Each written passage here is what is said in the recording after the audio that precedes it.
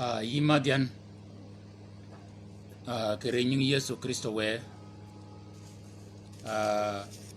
bol kanyani ya bi ba kwajo ke yin ki jok ya dwa kini o gijimena mbe kwaja jok yudi modi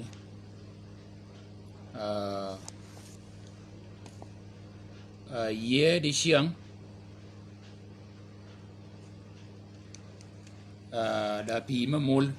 ni kanen wain kini mukhaim mene chola pides unenwa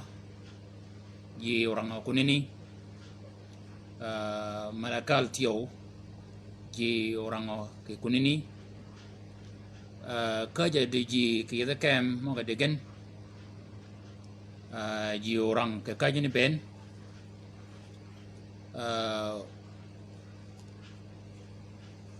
jama angadoji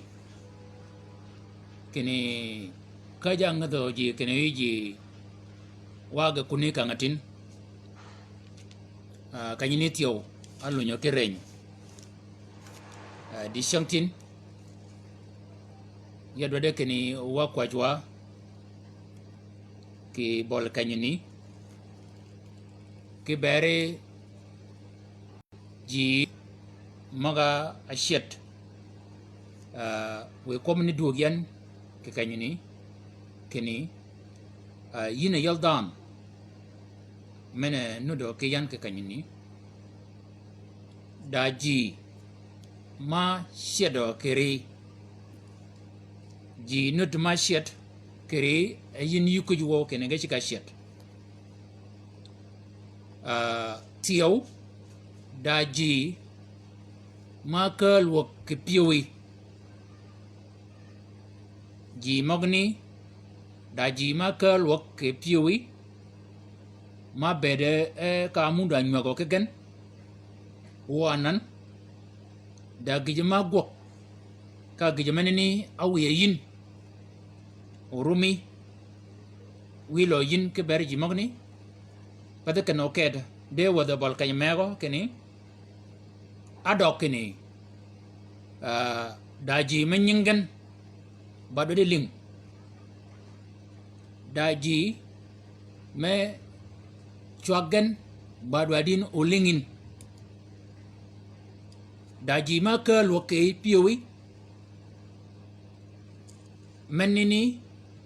ba yina shidwak kerejini odaji ma yika lok kere pedagan bagan asheto kere bene jam ni ganario gana bergen kwajan kiyin ke kanyini changakel yeso akobo kani mena kologo wun uba shiamo ke dela bonga nen mena do ke berun ko mogni ge wodi yidi ka ji maga bede ge logo bangon kenya linga magani i gene kobgen kene ko mok biedi ko mok ge biedi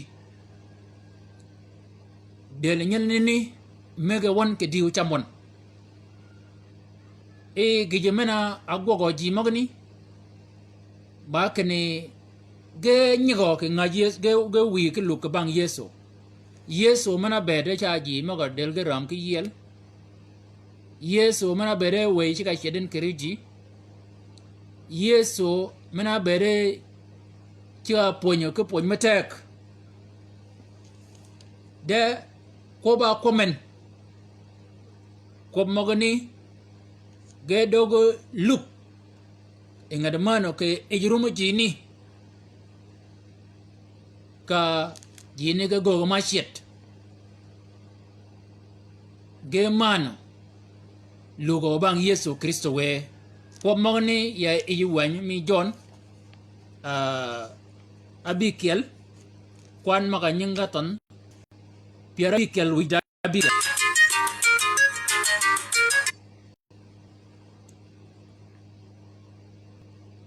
wondoj ni ka gwede John kwan maga nyinga dadar abikel kwan maga nyinga to piara bikel wida abikel ke bol kanyini baken eji gedokshan ge wiyu ke chata ke bang Yesu Kristo we yidan men ling wood men daji ma shit ke yuni tiyo ke bedomi ko ba ko bin ko mogni ge do lung ke ejrum da na meneni ka bol kanyeni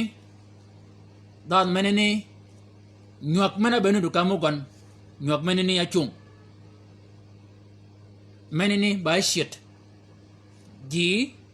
mogni ge shida e Yesu Kristo we a kop maga kobo Yesu kop mogni gena lok kop mogni gena lok kaum ge lok oji mogni kobo ken katgan akobe ke gal min hadha alwaqt رجع كثيرون من تلاميذه إلى الوراء ولم يعودوا يمشون معه gadi cha pej ken ba ngo chi ke wang ke ba gi men nu yoro da anda ni cha pej ken ba ngo chi gni kom ne ke wang ke ba Yesu ko kene ko logo wun u ba chiamo ke dela bong nen menu do ke berun o ji maga ko be kanau ke bol kanyini abe edo nyok menyengal ke yedurun ben ma pargan gije mana chup kanya kal go ko podrip Yesu ka ko go ko magne awonga kene bene ena aba onyonga ni chamgan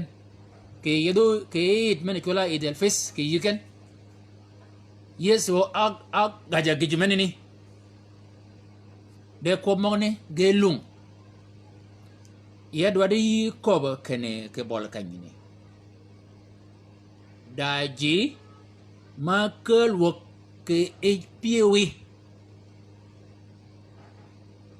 daji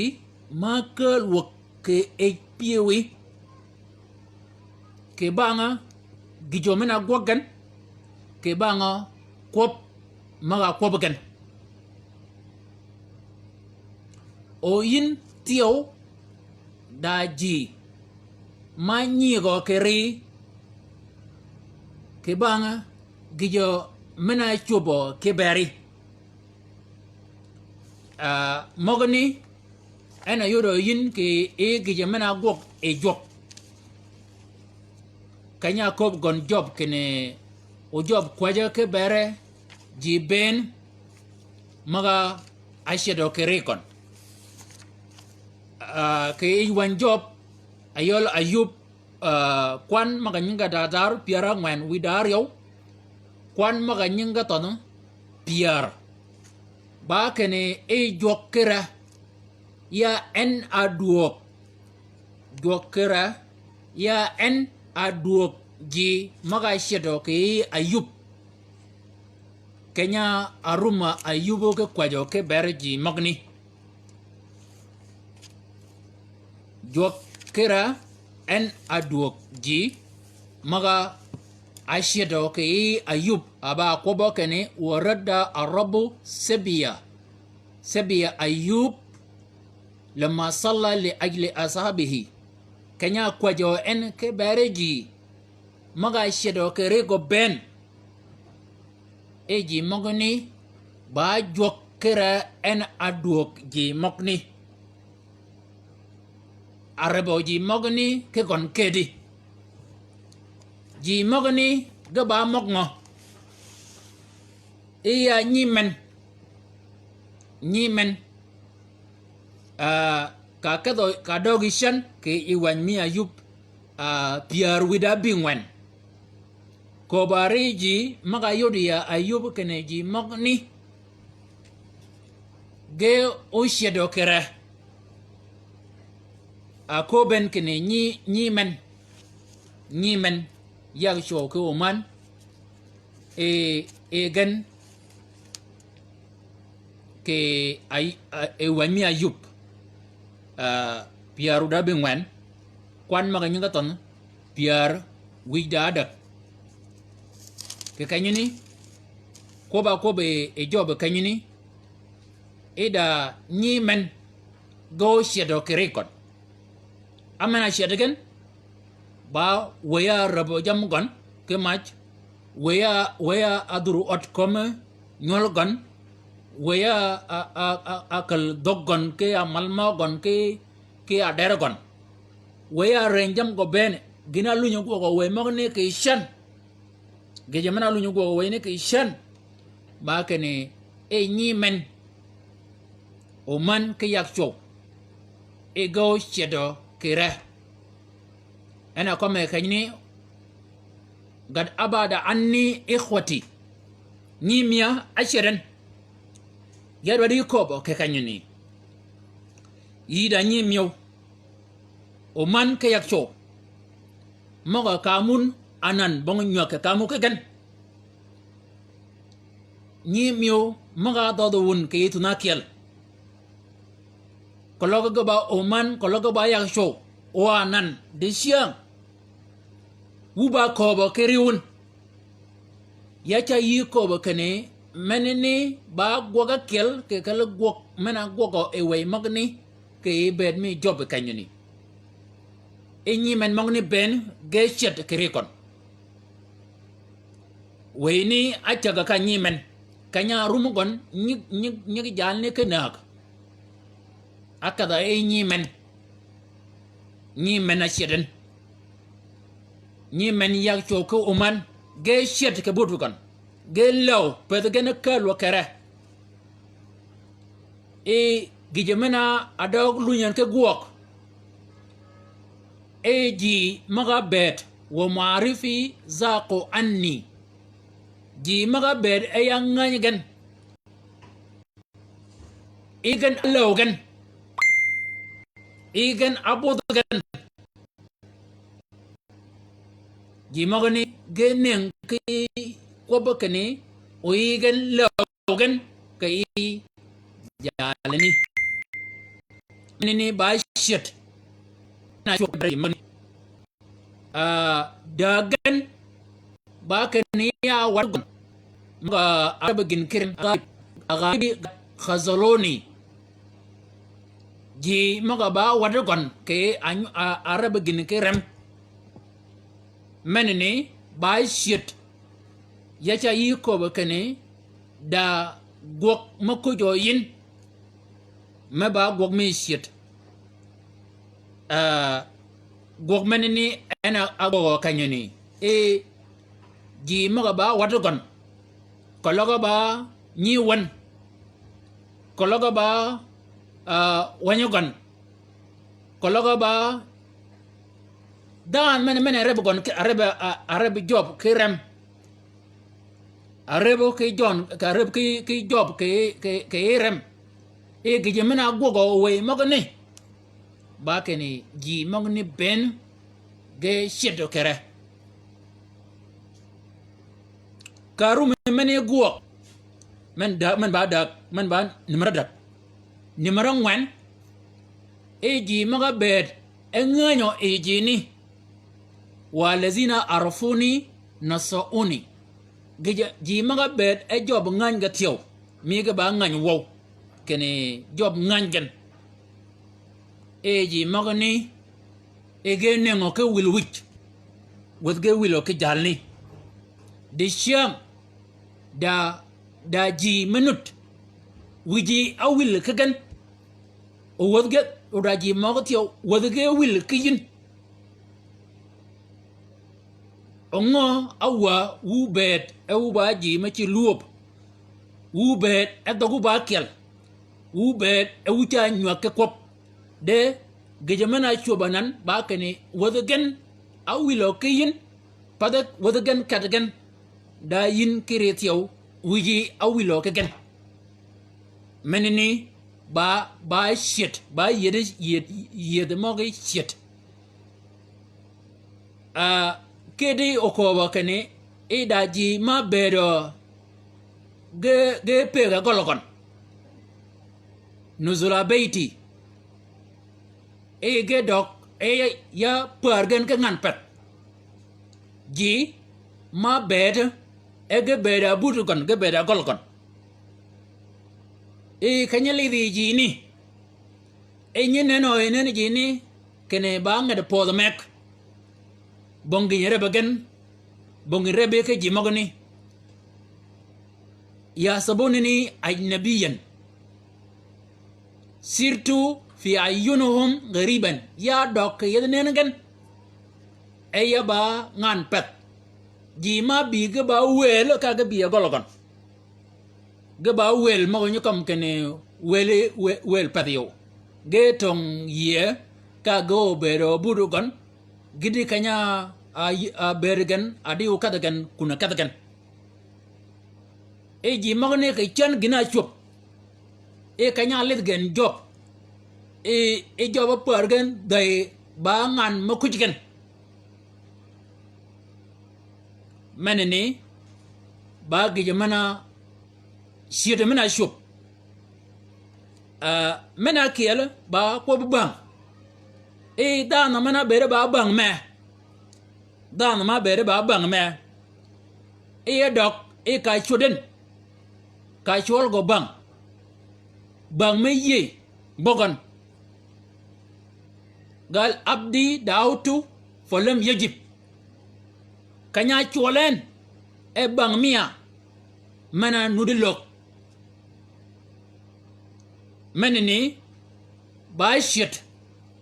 ji ma bede ge lingo ka kobi de shangtin ge ba ling ka kobi ge menini kujin kene menini ba ji mogani gena chi shit ji ma bed ege lingo ka kobi yin ka kada kunini gina kobi yen kan go gogen di siang gijemenene ayumen ka guok ba lingtio ana yodo jalne ka kanyene kene bang mi kon yo shit pade kinau kada de ba kene delgon mena beno tut ke ba kene delgon abede bol delgo menene yomgon yomutut mena ngwajo ke delgon adoga ba gije mena a shedi chigon kere ke kanyuni shedi menene awat kene chigon kere a shedo ke budugon yo mena shedi ba yomgon jama ngwajo ke delgon menene ba shet ke kanyuni di shamtin daji meket ke bang ka bede kenya ge kuji dem delgen ge kuji logo gudugen ka danu boga ke chado ke gon kene nget ko logo yo chado ke gon ke yom gon mena anyngwajen o yoda yano o yan ka ke kanyuni dana menini ayide ke yoma kieji dama be wargen ke goje kene ka choge kene delgon ba kuren menini ba jalni yom gon kere yom jama ngwajo ke delgon ke bang ked mo ngi agiri ke delgon mana chikon kere alaw kere ako bengal nakatihi mukruatan inda imraati chigon alunyo ke chet daji manu du chengtin ge shedo kere shogan ge shedo kere mangan ke ko be jam maga chubo ke delgen menini ba yede shit ya cha yi ko ke ne shit yede shit ngenyo men ba akelo ke kalgan o ko ba ke ne nyoy yagaton ge dog ba gagyan nyoy yagaton ge jamana a chip regen keno go gogen ba agak jalni en agak ayole job agak yoton pada keno keda ji maga bedo e ba ji me bedo ko kon kiel ji me bedo ko kon kul gal karahani kullu rijali ji maga bedo go chinga ben ji maga bere ge chwal ga ba ji ben ba kene e gije mana chi be pe gan ba kene ge nen ke man ge job ba man a chi pe gan ya cha yi ko kene man mana yang e piwe nan ke ber da na mana man yin ke kanyuni odana menini awa ubet e ka munda nywa ke gon ubet e ka muda lubo ke gon ubet e ka muda ko mado char o de shiang gina chup ba kene yi gina ne yi piwe ke ber da na menini ba man da na menini o mano yi ke yoni yo mani yin e menini ba akel ke kali jam maga shedi ji magne ge shed kaum ge shed ke kunini ke ba kene ko da ma bi kundien gina ci bi da gan ba man karahani kullu rijali pada keno kede e ji maga bede maro iye e ji ni ge doga ting man me adoga ji maga amani قال والذين أببتهم انقلبوا علي إيجن ألوغن منني با شيت يدمغ شيت يبدأ يكوب كني جي مغا قوان بنكيين كا يدو ين كني يدو يكادي جي منني pada jini agwa gwangani ya da duko batia wuna ji maga pedo wuna biwak ke ida na wa ma go wun da na wa ma bere go tego ke yun da na wa ma chungo ke wun da na wa ma chungo ke gon o de shiang da na meneni pedo na biwakere da gije ma go ko kujun ni mi kanya go e gije meneni agwo o job kujuwo job kujuwo yo mana yel gini job ba kene achiga kobo jok kene yin ayol job kwajo ke bere ji beno magali do yin kene gen ge lawo keri ben ge togo ke budi kologa ba nyi miyo ya cho ke uman kologa ba wadi kologa ba madi kologa ba bangi jini ben gijemana gogo yin ba kene kwajo ke bergen ka kobi kene kwajo ke bergen ba kene yin ayol job ke bol kanyuni yo mana ayela gijemana ne ba kene yepiwi kai kwajo ke bergen ke pakane jimongni yiko yuwo ke gijemana gog ge kel kango ge kela tega mego o tag mene be kujin ana ko be e wanye ni gal warada arabu sabi ayub lamma salla li ajli ashabihi kanya kwaje en ke bare ni ke bare ji mo nganyen ke aya 11 cha ko gal faja ilay kullu ikhwati ni men bene ge duok ke ni men o man ke yak to ge duok kanya rumo en ke kwat ke bergin wa kullu ma'rifihi min qabl ke ji maga bere go nganyen kanya kwa je yen ke bere ji mong ni ben e ji ni ge duok ananga ge duok ga jok ke ba kene ba we lo a che ge gen ke kal o ji mong ni ke ba gan go duok ke chen we lo jo ba jok kera ena ka aduok ji mogni yadwa yiko ba ke e ko mogni yadwa yiko ke e ko mogni kene ji mogo neno yin ke piwe nan e beri bogo e yigen ji mogo neno yin ke piwe nan kene yin yingul ga pen ne ga nyong law pen gog meneni padagen a gog meneni padagen a gog meneni de da we makujigan ma bi ba jago ke reken ji maga wodge wil ga gina gogegen ji maga wodge wil ka gijamana gogi kan jima ne ka wil wit wodge wil kin wodge wil gijamana megen ba wil wit menene nu kala yigen gog menene ba gog mi ngat man de kologa e yu kwet kwa jamii jimong ni ben go duogo e kwa jamii ana kama kanyine gal wa kullu ikhwati wa kullu ma'rifi min qab ge ben ge duogo e jok anan wanye ko be chang mego kene fi sitina nye ko kene fi sitin inshallah yi kat wali ba kat mana ba chwagi ya cha yi ko kene da mana ko be kene fi sitin da na menene gije mana gogen awi yinu yiko ba kanau gije menene ba we magni ga kat ba go kere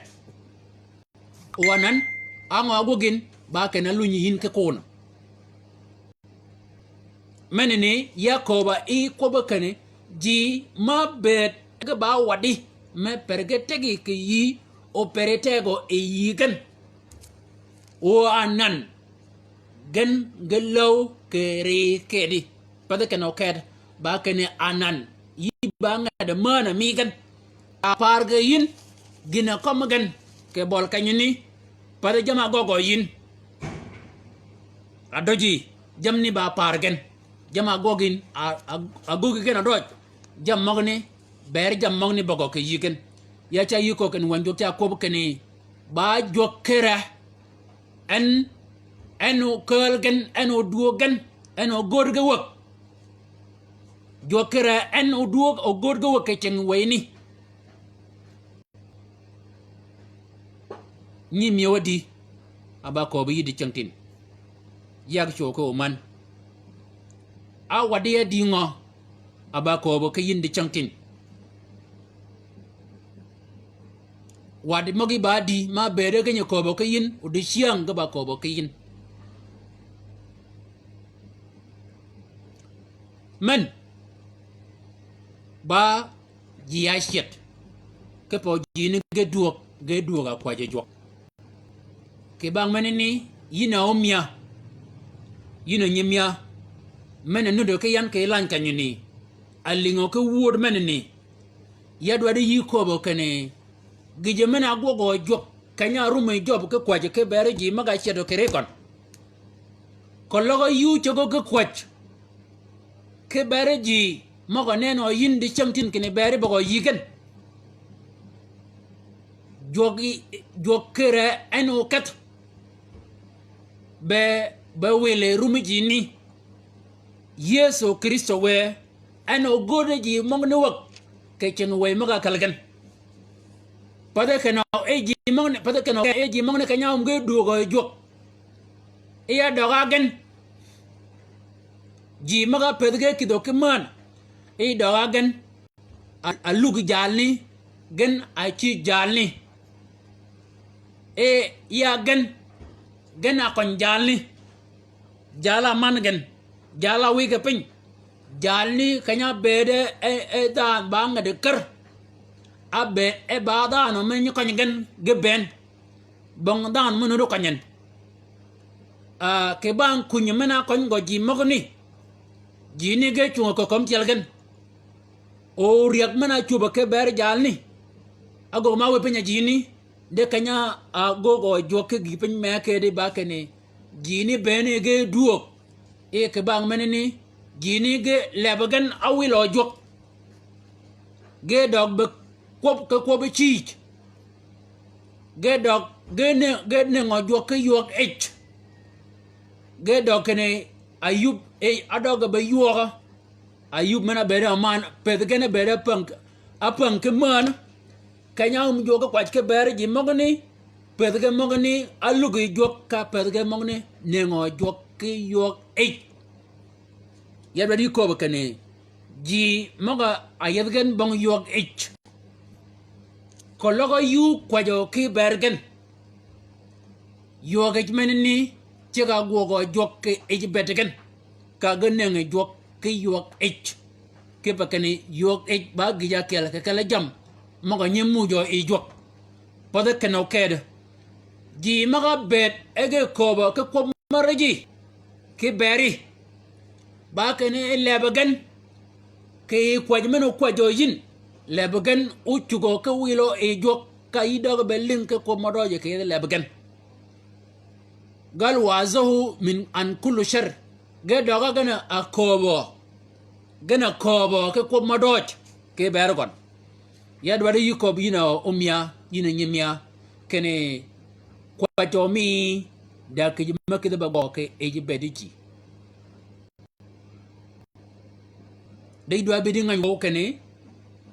da gijima chola shit anan jinu di mukem menini gina gok ba gok mi ngade mana bede ji ke kem di siang ba gok mi ngade mana ke ba kene ngade mana menini kya nying je ke gudu ka wudi ke nya gogen bak mana gogen akiti goji mogoni e bak menini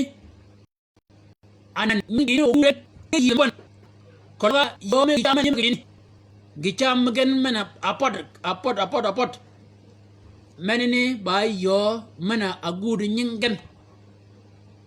o menini ba gijima gogo e ngad man kene oji mogoni geshet yede kalgan gesheda kajigan kanyma bere kanyma lach ge bere ge chama kuagen ge dog e ge chiga nengo ki nimi lai moga nyikide yede kiel moga bam kiel lai je dog anan je shet kajo mechiga gen ki cham ki gipin me pada gijimal kon me yegen me luangen menini ba gijimana nyolo e shit menini ba gok meneni nyolo e shit ke ba jimo kanya shit gen bang dan ma luang job ke kon jima ga bere ga ye awa kanya shit gen ba kene bang dan ma luang e kan ko got kene o kom nyalni kum ko konani wala goga ke kem me tib go bedo nyalani de nyalani abeda eje bur ana bu go delgon o ji magni ben genut de ke banga bere ke ne ji ne ke chika shet pedegen a chik pede maga ba chika nan ben ba banga bere ke ne ji magni ge cha ko ke shet mode karu me ke shet ni mi kanya chere nyanya la ko mo yeso ke gach mi nyanya la ko jam gon ke wi gon e kanya kaden ke bur wi gon a chi ga chere ke bur wi gon e kanya wo de kunini e jam go onge cham ben e ke kunini ba ke ni e nuru nen an ke kach ka piu go kon ke nen chanya gi cham men cham e kundong e gi cham mo ni nu me ge tio ke ba menini wadwa kwach ke bere ni mie ke wege ke kwaye ke wange moga yang yede kam ben kene wi jop mena ye kwaji jop ka ji moga shed ben ka ge duo we ji oduo ka yegen e jop kere kwaji mie ji moga shed go duo ga e jop maga yang mukem kana mukem meni yang Uganda wala mukem meni yang Kenya wala yang Congo wala yang Sudan wala yang Subia kanyni wala yang Masir kanyni kanya de ji maga kal a kalgan ke kajigan wanan gaci orang jinan gaci orang ji kala orang o ke kaja daga nan ma kaja kitgan kene ba kaj me yelga yegan ga dok kene gachat wodga min ga pin wodga ci ka kulge pin dele ji aluñ ni ka ko mi nyala chola jarma yo ke kwa jame kene megwon mana delge na ci luñ kaja kadoji kene je kada ba yel igen kaj mena bangta kaj nanan da jam ma luñu ke chuobo ma gudu nyingi kajuni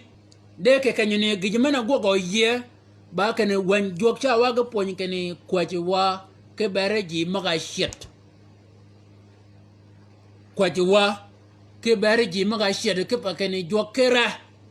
anu duoga ji kajikan anu duoga nyak mana dam wo wi wan amengo orang mana agogan nurunya do kera bogon yina jok yikadi anganyu wow ke bol kanyuni ke ji mogay arang di changtin ke penmen ke bangay way shit mana bibe gok ni ka gogen ke je gol job ya kwat wo wiya ke bol kanyuni yina Yesu Kristo we kene ji maga anut ben wo wiya ke kaja de gananan kaja shit gen ya kwat wo wiya kene we go duogi yin kaja gen kepa kene kaja dan bonge jima paro kien bongin lodi wo wiya ya kwat ke bare nyigi ben wo jok maga ashedo e pi tiawanan ke kaja yomgan wo wege rumagan kene pi maga chetgen wo jok we gijmane ne logo yin e ba gi pen ma rumagan kene ga duoga kaja kan yina juanga nene bong dana mego ma chugu jimang ne ke yela wo wiya jogo kuting oting mane nyi mogo pi de ya kwaji wo wiya kene yelgan kaga duoga yin kajiken wo wiya ya kwaje ke bari da kel mogne maga tonga jiyen ke banka umge ke shet kajini wo wiya ya kwaje kene we ge kaliwok ke yeda kajini wo ya kwaje kene we yibi be jago ke ejru magan kene ogo do ge kajiken ogo yegen kene yin kere o korgan ke kajiken yina jonga nen wo wiya ya kwaje ke bare do ge je kajiken ya kwaji wo Yesu Kristo we kene we go duogo yin kajiken kereta go mi ke ba kene gijmana gogan a chetigen kajigen menini pada gijma kal yi nimi kanya a chet jam ji manga chet ke job pada gijma kal yi ya kwaji wo wiya yina Yesu Kristo we bana yin aba jok mi tinga neno ke tinga to o chengi en de ko bi yel jam yina ba yedi yina chugu jima ke yel ke yeda bag maga ke yeda kel maga kitgen adoga nan ke ba ji maga adoga ba jam chi lok ge doga na da jam ge doga na da suk mechi mele jam mechi ngew ke jigon adoga gan wo wiya a suor mogen kel anya doga ko mala wa kene da ji manyinga chana kanyani ke ba kene o ge ke gi chama mu jigen ya kwa wo wiya kene kel go ke kel mogni ka wi ge jangari kene yin go luango yin ke koro wo wiya ya kwa jatio ke bare ji mago no da jago ke pod manini wo wiya obena kwa jamana ko bo yin kene ni kwa won ke bare ji mago jago wo kwa wo wiya kene ji mago jago ke pod manini wo jog wo mago a kan egen oge yoda gana shedo ke ji wo wiya ya kwa kene we mago ni shedi wo tio kreken ogo go gan ke pakano oji dogen wo wi ayina jonga nena padagan way maga chedo kereje ke yen maga chedagan ya kwaj wo Yesu Kristo we kene yeliji magni ke chengi way ni ke ba kene way magni bongin rot yo muno gogene way ni kologo ye kene way ni chedo kereken du me way magni bam lu go gogene ma ratio ke bang mene ya kwaj kene yelgen ke chengi way magni yina jonga nen yina yel Yesu Kristo we yina yede minatira amen manene baji wutunga koba kanyne ba wutunga ji maga shedo ke rejob ke wutunga kel ba wutung me ji maga ashet ayoro yin ke piyo ken mana nget ko bu gon kuling yan nying gon kuling yan ka dogi ti yoro yin ka kane ka ling nying gon ka dogi ci wotung ko boy ka yidere ngur pin galaw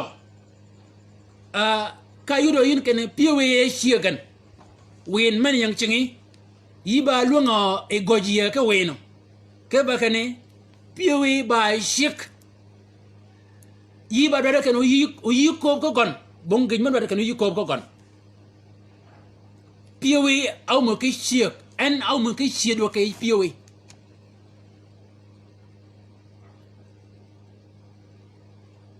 ji mogni genut o yin piwe nganyin piwe nganyo yin amen ngo a shiedo ganan ke piwe yin e nganyin keni da ji anan ke piwe ji mogni ko bo wada do lingin gaba do gali de ke wangi ji mogni genudo ke piwe o ji mogni yawa gaba ji ma gogin ke gindot o gaba ji ma gogin ke gindot o wun da gijmara bi yin ke gan ke rem de di siam ba kane piwe lojo ke gan piwe yo mo luñ ke gan ji mong ne ganut o da ji tiyo may yin ngay wo ken mana ngat ya biwo ke piyo gan ya biwo ke piyo gan yin ngay wo ken yi biwo ke piyo da na mana ne o yin ngay wo ken dan mana biwo ke piyo to ke piyo nan nud mana nud ke piyo ba mana mani menini bango ba shit ke eje Daniel ma siang mer na mangol Yesu komne ko bian ke wur mene nywaga ke duad maga pot kene jala angol na mo Yesu Kristo we ka ye a bere Yesu no ke jodo ado mudo e pi kanya karangin ke wajmo pomo ko kene eda Yesu ma wad ban ko ba kene kada long akiel e ka e budo ke butungi yai e ke die na mi ka yomo chod yomo duon ka pago cho ka pago dong ka e ye ka do pi ye do da bilo ya pak maneni wad ban ganya dorgan ge ka geto Yesu kene Yesu yuko yuo kene wa ba mato e Yesu kanya chungo yomni ka pagado ka jigon ama yama me chungo ye yomena atuku pi agwa ka pak ma pak nyi go yom yomeni na ku ko bo Yesu yomena ka agwa ka pak yomni na ku de na ko be ken yin kut ka yomo kut kanya wo de Yesu longa kiele longa kamen e ke kanyini ayudo jal mego e jalani o sheta e jikologon ena shet okay e jikologon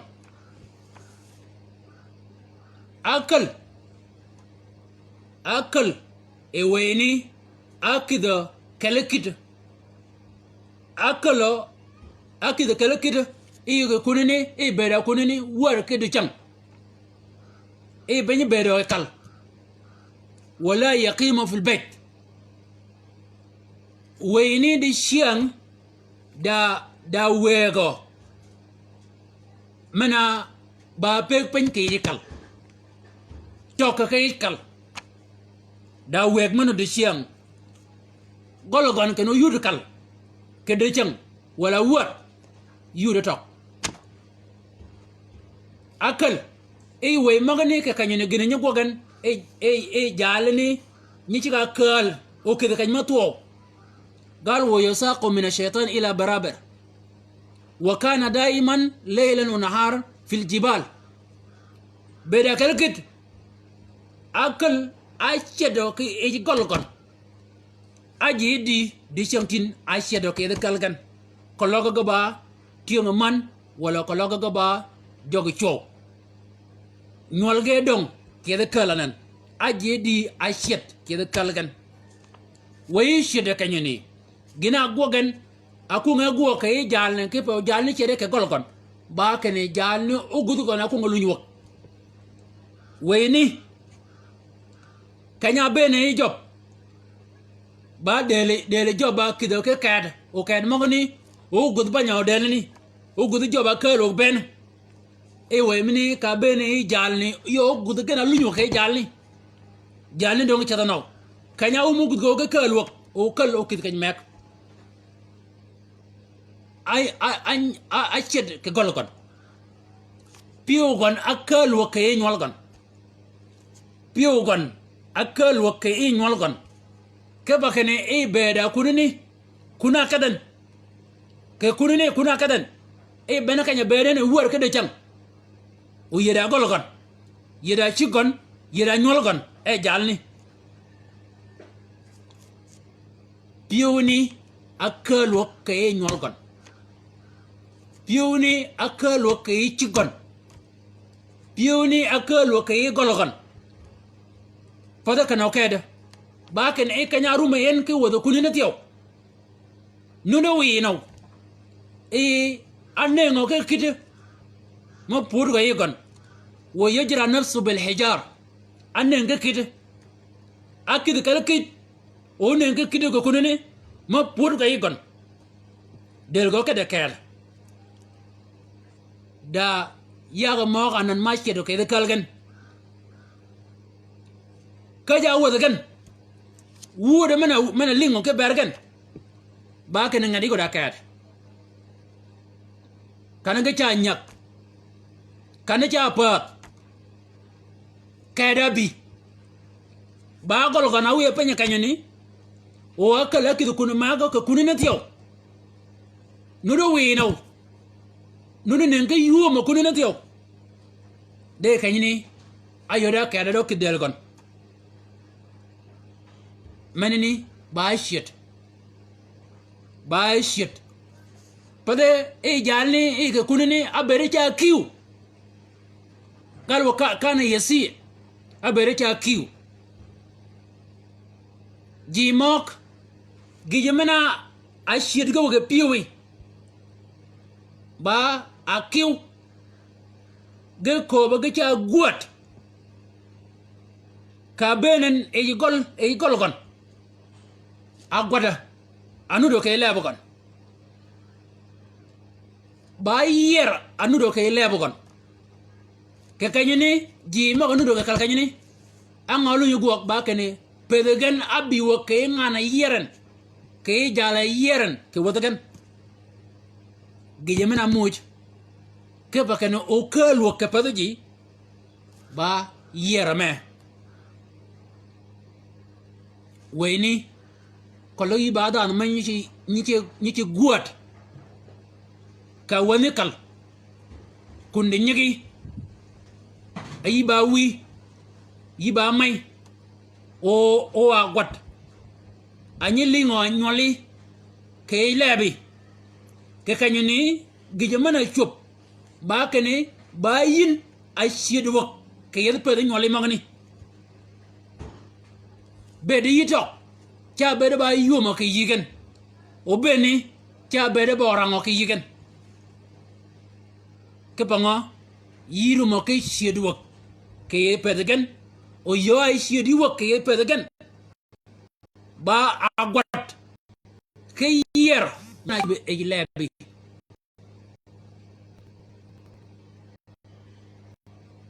e jalli e kanya pegen e bangdan mi wien o kel yoni yo ai shigen yo ai shik ji ma ga dwa kel yoni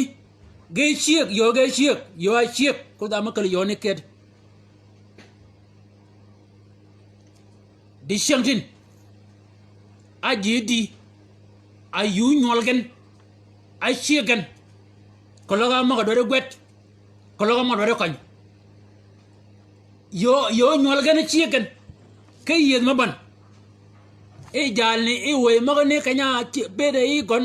e yamano e we magane gogo ke e gon ke bakane o yo shigen yo shik shina shirji e duat maga pot ke yadidiam shina shirji kanyni ji bige kal mukem kanya wandre mukem menini yango chup ge bar nyol maga kalo kunini kaja shirgen maga bere da ko bakane go gini ka orgwet chung pada kana oked kanya wanga tiyo e kanya kay mana kal gan bakane kaja gwet ga tiyo lu nyokadal nyol magani maga jado ke yo ma gwet ga tiyo nyom maga yur ga gwet ge rubugan ke kanyene nyol maga yur ga gwet ke ba maga shiede ke kaja shiede gan o kajme be no raj bogan ke kanyene nyol shiede ben ke orgwet manini ba way shiede yadwa yiko bi ni yaldan mana link wood man ida man link wood manini kene shiede ba gipin me gogo ke ewe odware nyago yi de shantin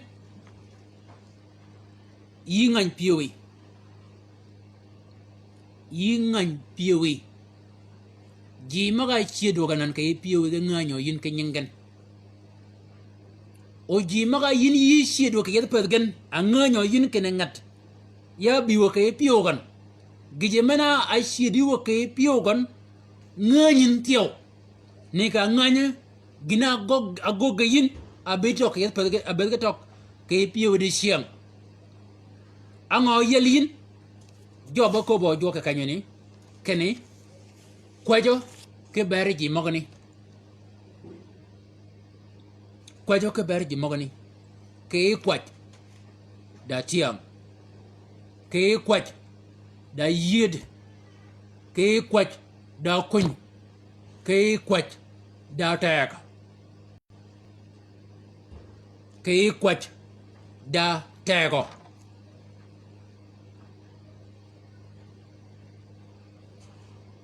kalau yitiam kene bongda munu do piwi ma shido ke piwi ke utunja daji ma shido ke re mangni ben go koro yin ka kwach wo yina radoror Yesu Kristo we yina kobo kene ke re duodo mi ke to yiko kene jiben umidin iri ke duodo mi ugijmeni ne agogin yina jok angany piyowe wuadi men ke nyari men ya kwaj wo wia kene ji magaru mo ke chedo ke piyokan ke yono yo a chedegan o ji mogni awa ba ji manganyen o ji mogni awa ba ji agogien ji mogni awa ba ji agogi ya kwaje wo Yesu Kristo we kene we we ni ke bol ka ni ge ke liwo ke pio kon ke pedeji ni ina yol Yesu Kristo we ya kwaje tio ke berji mo nganya en ke pio kon kene en na ubeno ke pedeji ni en bergo boko ke yiji mo ni ya kwaje wo wia kene we you gogo ke bede jini yina jonga nen Yesu Kristo we ni ka gogo yin ke gol job kanyini we you bi be go ke e gol gon ke e kwajmen wo mena be ko bo gon ka wena ya kwaja ke bol kanyini wo wiya kene we menini duoga yina Yesu Kristo we khat menini do yebyin o ga dogan be luoba ke pakani da kunyami gon menu do ke jini uda kunyami jini menu do ke rikon o go do yin o ga berga yang ay nyak ke bang menini ya kwaj ke bol kanyini kene we ngen yebo yin we igen kemgen yina Yesu Kristo we igen kemgen we igen madagan we lagen do ke pen kbar rikan yina Yesu Kristo yiba yidi menatiro o men bena geje mena chole ka yi ke bor kany ke ber kon we chang mo ga bol goen we yodo yen ke da ji ma bet benye gonyi ye ka we no ji ni do go gonyi ye ka we no we yodo yen ke chang mo ga bol goen ke da ji ma wi go wile ke ji ni o ji ni do be par we yodo yen ke yes chang mo ne ke da ji ma be de go ma no ye de anan ma na menini ba ne no ke piu gon ado ke piu go kon ke do ling ke chwa ga da no menini yina Yesu Kristo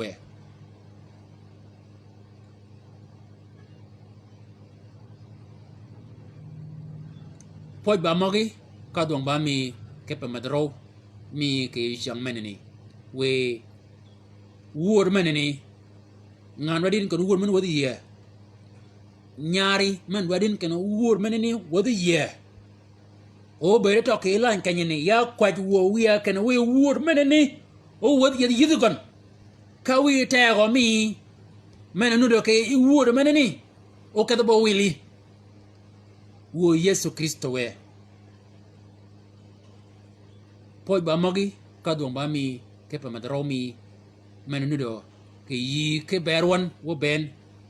yina Yesu Kristo amen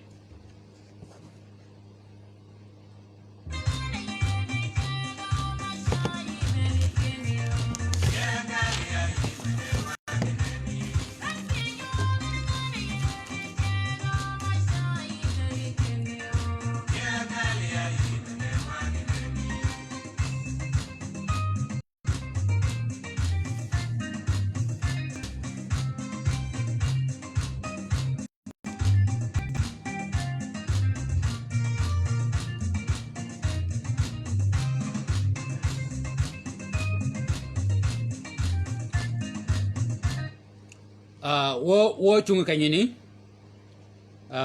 kologo di da shuhuda mano man wadi kuop ke bang kwaj mena kwaj waen de wadi kuop yicha chugo ko gonye ka weni ya pada ki chiang ne ka gon de ki chiang mo ga boli gije mena go jok ke banga kwaj mena kwaj waen de oneno yin ki piwe ken wadi nywa ko ke yan wi ko bin pada kana okeda